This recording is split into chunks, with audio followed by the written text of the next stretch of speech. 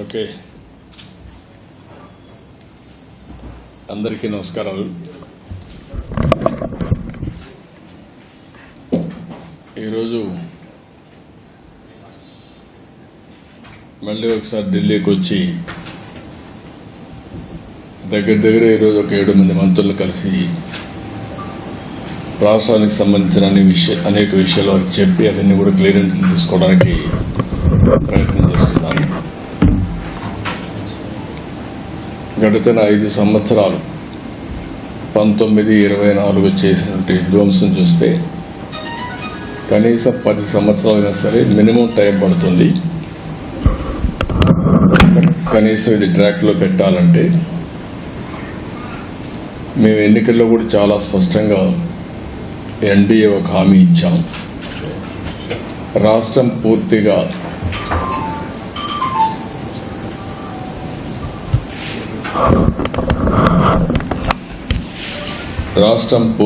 విధ్వంసం పాలైంది. మళ్లీ ఎన్డీఏ వస్తానే రాష్ట్రాన్ని పునర్నిర్మాణం చేస్తామని చాలా స్పష్టమైన హామీ ఇచ్చాం. వచ్చిన తర్వాత నేను 1 సంవత్సరం రేపటికి 12వ తారీఖు నెక్స్ట్ మంత్కి 1 year అవుతుంది. 1 yearలో అన్ని ప్రయత్నాలు చేసినాం. మళ్ళీ అన్ని డిపార్ట్మెంట్ని ట్రాక్లో పెట్టడానికి సమయం పడతా ఉంది. ఈరోజు మనం ఒకసారి చూస్తే 1-2 కాదు, ఎవ్రీ డిపార్ట్మెంట్ డీఫంక్షన్ అయింది, లేకపోతే డీరైల్ చేశారు, లేకపోతే ఇర్రిపేరబుల్ డ్యామేజ్ చేసి వదిలిపెట్టారు. ఎక్కడ కూడా నేను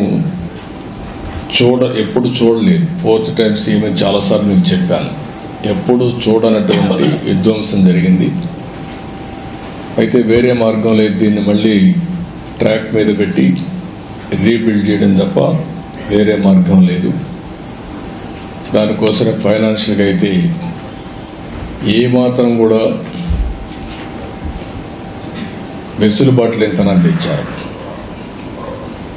ఒక పక్క బకాయిలు దగ్గర 1,20,000 కోట్లు బిల్లు మాత్రం, 9,94,000 కోట్ల రూపాయలు లయబిలిటీస్ కానీ, పేమెంట్స్ డ్యూ పెట్టింది కానీ, డెట్ కానీ చేసే పరిస్థితికి వచ్చారు.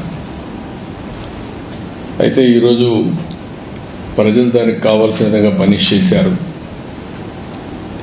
మాకు స్పష్టమైన మెజారిటీ, చరిత్రలో ఎప్పుడూ జరగనటువంటి విధ్వంసం జరిగింది.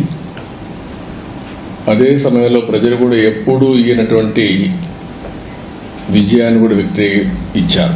93% స్ట్రైక్ రేట్, ఎవరు ఊహించినటువంటి విజయం ఇది. అయితే ఈరోజు మేము కూడా ఎంత తొందరలో రెక్టిఫై చేయగలిగే ప్రయత్నం చేస్తున్నాం.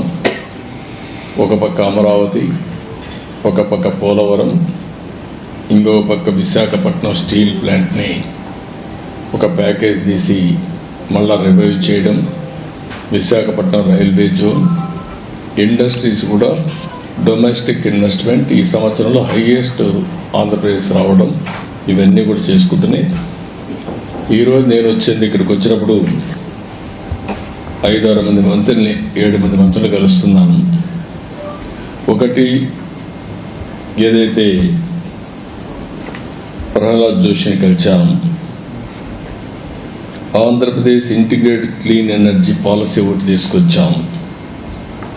ఈ పాలసీ ప్రకారం 72 గిగావాట్ల పవర్ని గ్రీన్ ఎనర్జీ ఉత్పత్తి చేస్తామని చాలా స్పష్టమైన హామీ ఇచ్చాం. ఒరిజినల్గా అయితే 160 గిగావాట్లు ఉత్పత్తి చేయాలని, దేశం మొత్తం 500 గిగావాట్ల non fossil fuel based energy capacity తయారు చేయాలని ఒక లక్ష్యంగా పెట్టుకున్నారు. ఆ లక్ష్యాన్ని మేజర్ చంక్ ఆంధ్రప్రదేశ్లో వచ్చేట్టుగా మేము ఒక ప్రోగ్రాం పెట్టుకుని ముందుకు పోతున్నాం. దీంట్లో వారిని కోరింది ఈరోజు మేజర్గా 28,346 కోట్ల రూపాయలు green energy corridor transmission lines అడిగాం.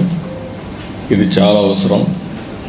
ఎనర్జీని ఉత్పత్తి చేయడమే కాకుండా దాన్ని ట్రాన్స్మిషన్ కూడా చేయాల్సిన అవసరం ఉంది. దానికి ఒప్పుకున్నారు, చేస్తామని చెప్పి హామీ ఇచ్చారు. రాయలసీమలో 11 గిగావాట్ సోలార్ పవర్ని ట్రాన్స్మిట్ చేయాల్సిన అవసరం ఉంది. పంప్డ్ ఎనర్జీ కూడా ఒక 7,370 మెగావాట్లని ఇది చేయాల్సిన అవసరం ఉంది. ఈ రెండింటికి కూడా వారికి చెప్పిన తర్వాత దాన్ని పాజిటివ్గా తీసుకొని చేస్తా అన్నారు. అదే సమయంలో ఏదైతే సోలార్ రూఫ్ టాప్ సూర్యగారు ఈ కార్యక్రమం కింద ఒక 30 లక్షల కుటుంబాలకి కరెంట్ ఇవ్వాలనుకుంటున్నాం. దాన్ని కూడా క్లియరెన్స్ ఇవ్వమని చెప్పి అడిగాను. ఇది డిమాండ్ డ్రివన్ ప్రోగ్రామ్ కాబట్టి మీరు ఎంత చేసి అంత ఇస్తామని చెప్పారు. దాని ప్రకారం మ్యాక్సిమం వెళ్తున్నాం. ఇది కూడా క్లియర్ చేయడం జరిగింది. అందుకే కాన్స్టిట్యున్సీకి మినిమం 10,000 రూఫ్ టాప్ సూర్యగారి కింద ముందుకు పోతున్నాం. ఇది కూడా వార్ ఫుటింగ్లో ఎస్పెషల్లీ వీకర్ సెక్షన్స్కి ఎస్సీ ఎస్టీ ఫ్రీగా ఇస్తాం. గవర్నమెంట్ ఆఫ్ ఇండియా ఇచ్చేదే కాకుండా బీసీలకు అదనంగా ఒక 20,000 రూపాయలు అదనంగా ఇస్తాం. దీన్ని పెద్ద ఎత్తున టేకప్ చేశాం. ఇంకొక పక్కన సబ్స్టేషన్ ఫీడర్ లెవెల్లో కుసుమ్ కింద 2,000 మెగావాట్లు ఉత్పత్తి చేయడానికి అనుమతి ఇచ్చారు. అది కూడా శాంక్షన్ చేశారు. దాన్ని కూడా తీసుకొని ముందుకు పోతాం. దీంతో ఆంధ్రప్రదేశ్ గ్రీన్ ఎనర్జీ హబ్గా తయారవుతుంది. రాయలసీమలో అడ్వాంటేజ్ ఉంది. ఒక పక్క సోలార్ ఎనర్జీ, ఇంకొక పక్కన ఏదైతే విండ్ ఎనర్జీ, మూడోది పంప్డ్ ఎనర్జీ. ఈ మూడు కలిపి బ్యాటరీ కూడా పెట్టుకోగలిగితే 24/7 పవర్ వచ్చే పరిస్థితి వస్తుంది. ఏదైతే ఈ వ్యవస్థని పూర్తిగా నిర్వీర్యం చేశారు, ఈరోజు కాస్ట్ తగ్గించే దిశగా వినియోగదారుడికి బెనిఫిట్ అయ్యే విధంగా, అదే మరి అల్టిమేట్గా ఆంధ్రప్రదేశ్ గ్రీన్ ఎనర్జీ హబ్గా డౌన్ స్ట్రీమ్ ఇండస్ట్రీస్కి ముందుకు పోతున్నాం. రాయలసీమ అయితే గ్రీన్ ఎనర్జీ ఉత్పత్తి చేయడానికి వస్తుంది. అదే మరి కోస్టల్లో ఏవైతే పోర్ట్స్ ఆధారంగా చేసుకుని ఎక్కడికక్కడ గ్రీన్ హైడ్రోజన్, అమోనియా ఇవన్నీ ఎక్స్పోర్ట్ చేయడానికి అవకాశం ఉంది. ఆ కార్యక్రమంలో ముందుకు పోతున్నాం. అదే సమయంలో రెండోది రాజ్నాథ్ సింగ్ గారిని కలిశాను. వారిని మనస్ఫూర్తిగా అభినందించారు. ఏదో సింధూర్ ఆపరేషన్ గ్రాండ్ సక్సెస్ చేశారు, చాలా ఎఫెక్టివ్గా చేశారు, దానికి అభినందించాను. అదే సమయంలో డిఫెన్స్ కూడా చాలా బాగా చేశారు. దేశమంతా కూడా మన డిఫెన్స్ పట్ల ఒక నమ్మకం కలిగింది, ఆత్మవిశ్వాసం పెరిగింది, గౌరవం పెంచుకునే పరిస్థితికి వచ్చారు. దానికి అప్రిషియేట్ చేస్తున్నాయి. రాష్ట్రానికి సంబంధించిన కొన్ని డిమాండ్స్ ఉంటే అవన్నీ పెట్టాను. దగ్గర ఒక 4 ఇంపార్టెంట్ ప్లేసెస్, ఇవన్నీ డిఫెన్స్ మ్యానుఫ్యాక్చర్ హబ్స్ కింద. ఒకటి జగ్గయ్యపేట డోనకొండ క్లస్టర్, ఒక 6,000 ఎకరాలు ఇక్కడ ఉంది. ఇక్కడ మేజర్ వన్ అడిగింది missile and ammunition production centre కింద దీన్ని క్రియేట్ చేయమని చెప్పి రిక్వెస్ట్ చేశాను. దానికి కూడా వారు సానుకూలంగా ఉన్నారు. రెండోది లేపాక్షి మడకసిర, ఇక్కడ ఒక 10,000 ఎకరాలు ఉంది. Military and civil air crafts కానీ ఎలక్ట్రానిక్స్ మ్యానుఫ్యాక్చరింగ్, అదే మరి ఇంకొక పక్కన ఒక ఏరోస్పేస్ ఎకోసిస్టమ్ క్రియేట్ చేయాలని చెప్పి కోరాను. దానికి కూడా ఆయన సుఖంగా ఉన్నారు. అదే మరి విశాఖపట్నం అనకాపల్లి క్లస్టర్, ఈ ఏరియాలో మనం చూస్తే naval equipment production, weapon testing, అదే మరి లీవరేజింగ్ స్ట్రాంగ్ మ్యారిటైమ్ ప్రజెన్స్ ఉంది కాబట్టి ఈస్టర్న్ నేవల్ కమాండ్ కూడా ఉంది. ఇవన్నీ ఆధారంగా తీసుకొని అక్కడ బేస్ చేసుకుని ఇవన్నీ ప్రొడక్షన్ కోసం ముందుకు రమ్మని కోరాం. అదే మరి కర్నూలు ఓర్వకల్ 4,000 ఎకరాలు ఇవ్వడానికి సిద్ధంగా ఉన్నాం. ఇక్కడ military drones, robotics, advance defence కాంపోనెంట్స్ని మ్యానుఫ్యాక్చర్ చేయాలని చెప్పి కోరాను. ఇక్కడుండే డిఫెన్స్ పిఎస్యూస్ని యాక్టివేట్ చేసి ఆంధ్రప్రదేశ్లో కూడా కొన్ని క్లస్టర్స్ తయారు చేయమని చెప్పి కోరడం జరిగింది. ఇది కాకుండా ఇంకొక పక్కన తిరుపతి ఐఐటిలో DRDO industry academy centre of excellence పెట్టమని చెప్పి కోరాను. దానికి కూడా ముందుకు వస్తున్నారు. ఇంకొక పక్కన common storage policy for ammunition, అదే మరిగా లైసెన్స్ అథారిటీస్ కావాల్సినటువంటి స్టోరేజ్ కానీ టెస్టింగ్ కానీ ఇవన్నీ కామన్ ఇన్ఫ్రాస్ట్రక్చర్ క్రియేట్ చేయమన్నాం, అది కూడా చేస్తామన్నారు. చేసే బాధ్యత మాది. Employment plus development. ఎందుకంటే ఒక పక్కన ఆ ఏరియాలో మీకు పెద్ద advantage Bengaluru airport, air cargo, see cargo, Krishnapatnam port, road కూడా ఉన్నది బెస్ట్ రోడ్. సిటీస్ చూస్తే బెంగళూరుకు నేచురల్ డెస్టినేషన్ టువర్డ్స్ లేపాక్షి. కాబట్టి ఇన్ని అడ్వాంటేజెస్ ఉన్నాయి కాబట్టి వీఆర్ ఆల్సో షోయింగ్ ఇంట్రెస్ట్. ఇది పెద్ద హబ్గా తయారు చేస్తాం. That is where we are working. ఇది కాకుండా ఇంకొక పక్కన నేను ఇప్పుడే డిఫెన్స్ మినిస్టర్తో మాట్లాడినప్పుడు భారత్ ఎలక్ట్రానిక్స్ లిమిటెడ్ పాలసముద్రం అనంతపురం జిల్లాలో ఉంది. దీన్ని కూడా లాజికల్గా తీసుకుపోవాలి. మొన్నే అన్ని ఇన్సెంటివ్స్ ఇచ్చాం, లాజికల్గా తీసుకుపోవాలని చెప్పి అడిగాను. దాన్ని కూడా వర్కౌట్ చేస్తా ఉన్నారు. ఇంకొక పక్కన యుఏడిఎన్ఎల్, అదే మరిగా మిథాని అండ్ నాల్కో, వీళ్ళందరూ కూడా 60,000 TPA high end aluminium alloys production plant నెల్లూరులో ఉంది. దానికి కూడా అన్ని క్లియరెన్స్ ఇచ్చాం. దాన్ని తొందరలో అమలు చేయమని చెప్పి రిక్వెస్ట్ చేశాను. ఇంకొక పక్కన ఇవి కాకుండా ఏదైతే మనకు నాగాయలంక ఇప్పుడు మిసైల్ టెస్ట్ రేంజ్ మొన్నే ఇచ్చారు. అంత మునిపే మిసైల్ టెస్ట్ రేంజ్ ఫెసిలిటీస్ సూర్యలంకలో వచ్చాయి. ఈ రెండు వచ్చిన తర్వాత డోనకొండ ఎయిర్ స్పేస్ తయారు చేయడానికి ఎయిర్ ఫోర్స్ని IAFని తీసుకోమని అక్కడ డెవలప్ చేయమని కోరాం. ఒక స్ట్రాటజిక్ లొకేషన్గా తయారవుతుంది. దీన్ని కూడా ఆయన కోరడం జరిగింది. దానికి కూడా ముందుకు వచ్చే పరిస్థితికి వస్తే తొందరగా చేస్తూ ఉంటున్నారు. విశాఖపట్నం కూడా మీరు చూస్తే naval equipment and weapons testing facility పెట్టమని, ఏదైతే ఈస్టర్న్ నేవల్ కమాండ్ ఉంది కాబట్టి అక్కడ national advanced of sure base పెట్టుకొని ఇవన్నీ డెవలప్ చేయమన్నాం. దీనికి కూడా ముందుకు వస్తామని చెప్పారు. అంటే మొత్తం ఇంకొక పక్కన ఆంధ్రప్రదేశ్లో ఆర్మీ కంటోన్మెంట్ లేవు. Very interesting. ఉండేవి తెలంగాణకు వచ్చాయి, తమిళనాడుకు వచ్చాయి, కర్ణాటకకు వచ్చాయి. ఆంధ్రప్రదేశ్లో మాత్రం ఎలాంటి మిలిటరీ కంటోన్మెంట్ లేని పరిస్థితి వచ్చింది. ఆంధ్రప్రదేశ్లో కావాలి, అది కూడా చెప్పాను, వర్కౌట్ చేస్తామన్నారు. It will come. ఇవి కాకుండా ఈరోజు నేను కలిసింది సిఆర్ పాటిల్ని కలిశాను. యాజ్ యూజువల్ పోలవరం రిపోర్ట్ చేశాను. ఫాస్ట్ ట్రాక్లో పోలవరం ముందుకెళ్తా ఉంది. 2027కి పూర్తి చేయడానికి అన్ని విధాల దాన్ని తీసుకెళ్తున్నాం. వీలైతే 2027 మార్చికే చేయాలని కూడా ఒక ఆలోచన చేస్తున్నాం. ఎక్కడ కూడా స్పీడ్లో కానీ లేకపోతే క్వాలిటీలో కాంప్రమైజ్ లేదు. ఇంటర్నేషనల్ కన్సల్టెంట్స్ ఉన్నారు. CWC ఓవరాల్ సూపర్విజన్ పెట్టారు. Ministry of water resource minister అయితే 2 monthsకి ఒకసారి రివ్యూ చేసుకుంటున్నారు. అల్టిమేట్గా ఎక్కడా రాజీ పడకుండా క్వాలిటీ కింద ముందుకు పోతున్నాం. ఎలాంటి రాజీ పడకుండా ఓవర్ ల్యాపింగ్, ఓసారి క్వాలిటీ కాంప్రమైజ్ కాకుండా టైం కావాలంటే తీసుకుని కంటిన్యూగా ప్లానింగ్ చేసి ఎంత తొందరగా అయితే అంత తొందరలో పోలవరం పూర్తి చేసి జాతికి అంకితం చేస్తాం. పోలవరం మీ అందరికీ తెలుసు, ఒక డ్రీమ్ ప్రాజెక్ట్. తెలుగు జాతికి ఇది ఒక పెద్ద వరం. అలాంటి ప్రాజెక్ట్ని డయాఫామ్ వాల్ మొత్తం గోదావరిలో కలిపేసి ఈరోజు మళ్ళీ వేరే డయాఫామ్ వాల్ 400 కోట్లతో చేసిన దాన్ని ఈరోజు దగ్గర 980 కోట్లు ఖర్చు పెట్టే పరిస్థితికి వచ్చాం. మోర్ దెన్ డబల్ మళ్ళా ఖర్చు పెట్టి ప్యారలల్ డయాఫామ్ వాల్ కట్టే పరిస్థితికి వచ్చాం. కాస్ట్ కూడా పెరిగింది. అయితే ఓసారి ప్రజాస్వామ్యం హెవీ ప్రైస్ కూడా పే చేస్తుంది. అదే జరిగింది.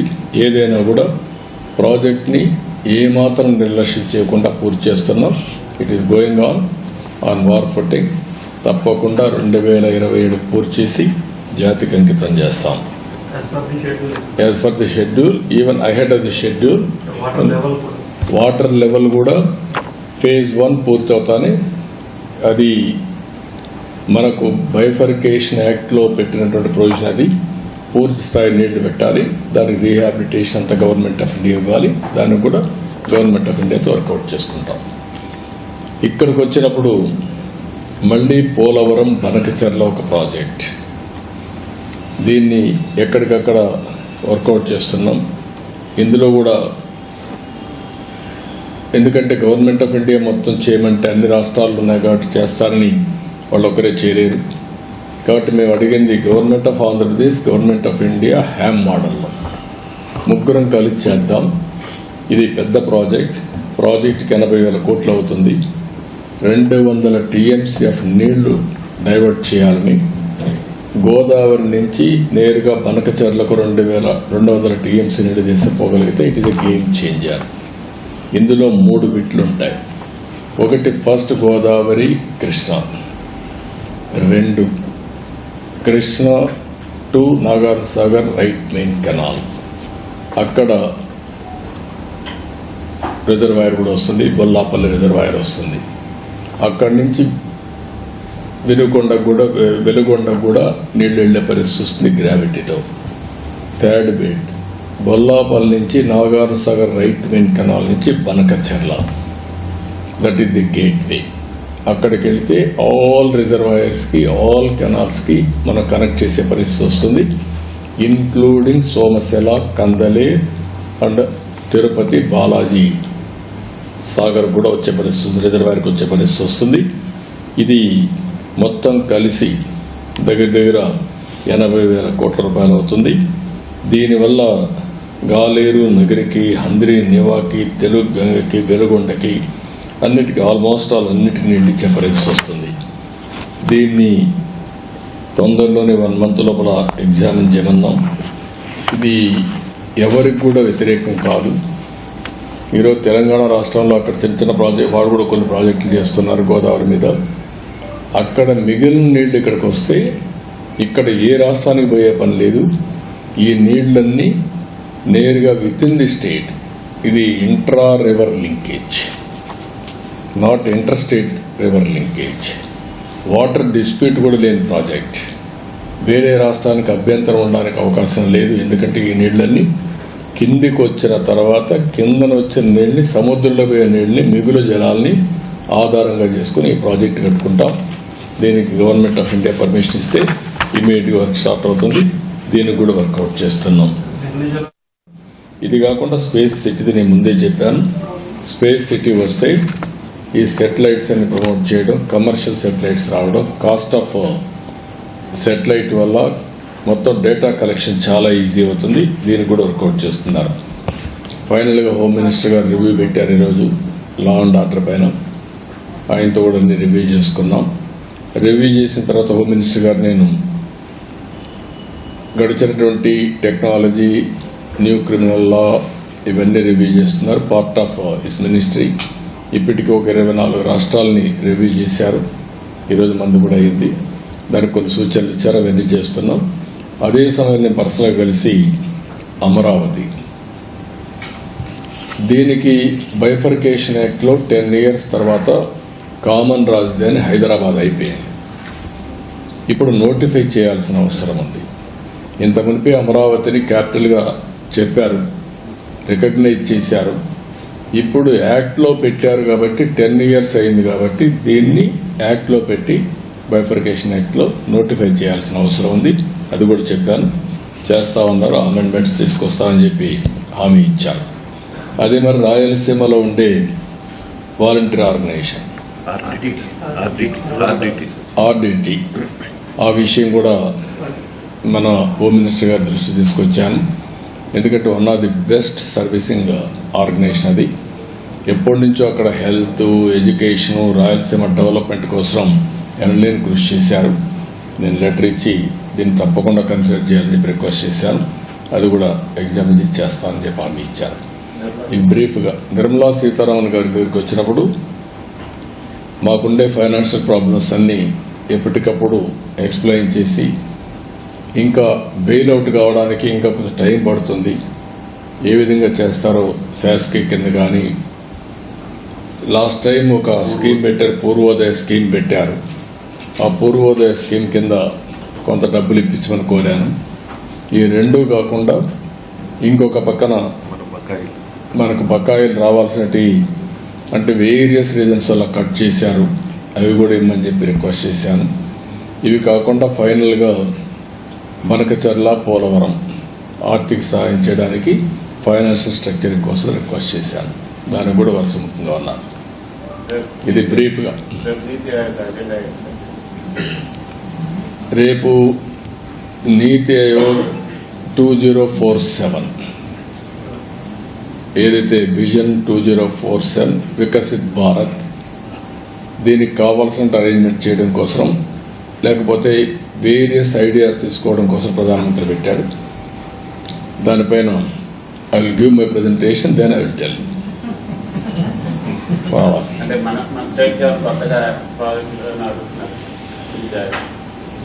నేను ప్రధానమంత్రి గారిని కానీ మిమ్మల్ని కానీ విజ్ఞప్తి చేసేది, money is not the issue.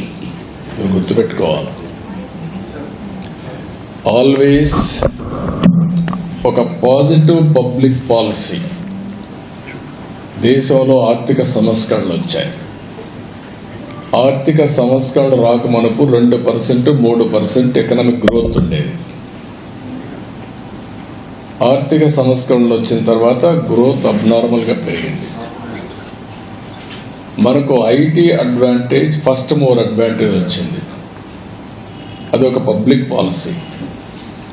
ఒక్క ఐటీతో ఈరోజు ప్రపంచం మొత్తం భారతీయుల యొక్క శక్తి, హైయెస్ట్ పర్ క్యాపిటల్ ఇన్కమ్కు చిరునామాగా తయారయ్యారు.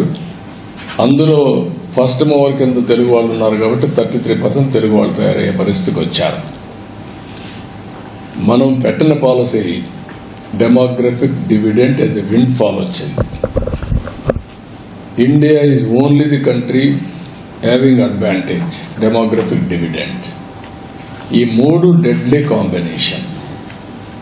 మీరందరూ ఎంతో పైన ఎంత డబ్బులు ఇస్తారు, 1000 కోట్లు ఇస్తారా, 50 కోట్లు ఇస్తారా, ఇందులో ఉన్నారు. వెల్త్ క్రియేట్ చేయడానికి పబ్లిక్ పాలసీస్ కావాలి. పబ్లిక్ పాలసీలు కూడా మీరు చూస్తే ఒకప్పుడు పీపీపీ మోడల్స్ వచ్చాయి, public private partnership. Now public private పార్ట్నర్షిప్లోని వైబిలిటీ గ్యాప్ ఫండింగ్ వస్తుంది, హ్యామ్ మోడల్స్ వస్తున్నాయి. మనం గుర్తుపెట్టుకోవాలి. ఒక పక్క వెల్ఫేర్ ఇస్తూనే ఇంకొక పక్కన ఏ విధంగా అభివృద్ధికి ఎలాంటి అడ్డంకులు లేకుండా ఏ విధంగా ఫైనాన్షియల్ సపోర్ట్ మొబిలైజ్ చేయాలి, మస్టర్ చేయాలి, అది ఇంపార్టెంట్.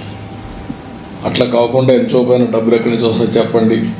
ఇప్పుడు ఉదాహరణకు కొంతమంది అసూయ పడేవాళ్ళు అసూయ పడుతూనే ఉంటారు. ఈరోజు మనం అందరం చూసాం, ఎగ్జాక్ట్గా 20 years బ్యాక్ మన ఎయిర్పోర్ట్లు ఎట్లున్నాయో ఒకసారి గుర్తుపెట్టుకోండి. First airport Hyderabad airport, greenfield airport ఎస్కాం. అప్పుడు నన్ను అడిగారు డబ్బులోని. ఆనాటి ప్రధానమంత్రి గారు కూడా అన్నారు, వాజ్పేయి గారు అడిగారు, బాబు నువ్వు కొత్త ఆలోచనలు వస్తావు, డబ్బులు ఎక్కడున్నాయన్నాడు. సార్ మీ డబ్బులు నాకు అవసరం లేదు, నేను అడిగేది ఒక పాలసీ. మీరు ఆ పాలసీ ఇవ్వండి. గ్రీన్ ఫీల్డ్ మీకు ఇంట్రెస్ట్ ఉంటే కొంచెం షేర్ పెట్టుకోండి, ఈక్విటీ. మీకు ఇంట్రెస్ట్ లేకపోతే కూడా వద్దు, మేమే పెట్టుకుంటాం, మీకు ఆదాయం వస్తుంది. ఎందుకంటే ప్రతి ఒక్క టికెట్ అమ్మితే గవర్నమెంట్కి ఆదాయం బోలెడంత వస్తుంది. ఈ మాట చెప్పాం. ఫస్ట్ దానికి 32 మీటింగ్స్ మీరు గుర్తుపెట్టుకోవాలి. కొంతమంది అప్పుడు ఉండేవాళ్ళు ఉన్నారు. 32 మీటింగ్స్ అయినాయి. ఇప్పుడు రామ్మోహన్ నాయుడు లేడు ఇక్కడ మంత్రి, వాళ్ళ మినిస్టర్ అయితే పూర్తిగా వ్యతిరేకం, దానికి ఆ పాలసీగా వ్యతిరేకం. ఫైట్ చేశాడు, ఫైనల్గా ఆయన యాక్సెప్ట్ చేశాడు. Today Hyderabad is contributing, airport is contributing 17% growth rate. Single factor. సరే, మళ్ళీ ఆ ఎకో సిస్టంలో ఒక outer ring road, knowledge economy, IT, BT, pharma, finance అన్నీ వచ్చాయి. అది అయిన తర్వాత బెంగళూరు ఎయిర్పోర్ట్ వచ్చింది. అప్పుడు ఈ బెంగళూరు ఎయిర్పోర్ట్ రాలా, తర్వాత ఫాలో అయ్యారు. ఈరోజు Hyderabad airport most functional airport, Delhi వచ్చి అన్నీ వచ్చాయి. బెంగళూరు ఎయిర్పోర్ట్ మనం పోయి నేను చూశాను. Best airport in the world తయారయ్యే పరిస్థితికి వచ్చి సెకండ్ టర్మినల్ అయితే మనది బెస్ట్ టర్మినల్. మనం డబ్బులు అంటున్నాం. గవర్నమెంట్ డబ్బులు ఖర్చు పెట్టలేదు దాంట్లో. గవర్నమెంట్కి బెనిఫిట్ వస్తాం. It is promoting economy of Karnataka. VIP launch అవన్నీ చూస్తే గార్డెన్లో ఎయిర్పోర్ట్ తీసుకొచ్చారు. Now airport has become a experience centre, not travelling or ఇది కాకుండా. ఇలాంటివి డబ్బులు కాకుండా country is affordable. Wealth creation is important. Wealth క్రియేషన్కి public policies are important. Once public policies ప్రాపర్గా వచ్చి ఆ ఎకో సిస్టమ్ క్రియేట్ చేస్తే వెల్త్ జనరేషన్ వస్తుంది, వెల్త్ క్రియేషన్ వస్తుంది, అది రెవెన్యూ జనరేషన్ వస్తుంది. దెన్ వెల్ఫేర్ కూడా చేసాను. అది అమరావతి తీసుకొచ్చాం. ఈరోజు అమరావతి మోడల్ ఏంటి? ఏం పెట్టాం డబ్బులు ఖర్చు? ప్రతి ఒక్కరు అంటున్నాడు, ఒక ఊర్లో పని కాకపోతే ఈ డబ్బులు తీసి ఖర్చు పెట్టామంట.